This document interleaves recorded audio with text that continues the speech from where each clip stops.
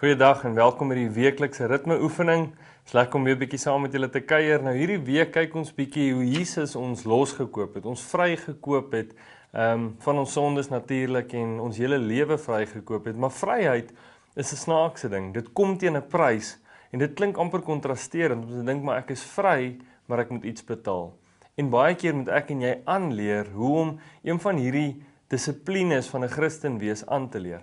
Dit kom nie vir ons maklik om te weet, maar ons moet in vryheid leef nie.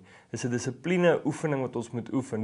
Die Israeliete byvoorbeeld was vir 400 jaar in Egipte vasgevang en toe hulle vry is, moes hulle leer hoe om vry te leef.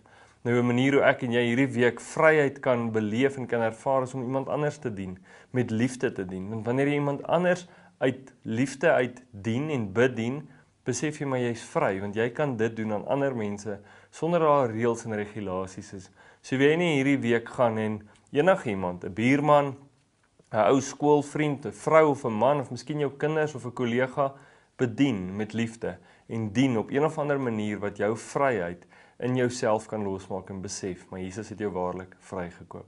Sterkte, geniet dit, ons praat later hierdie week, totsiens.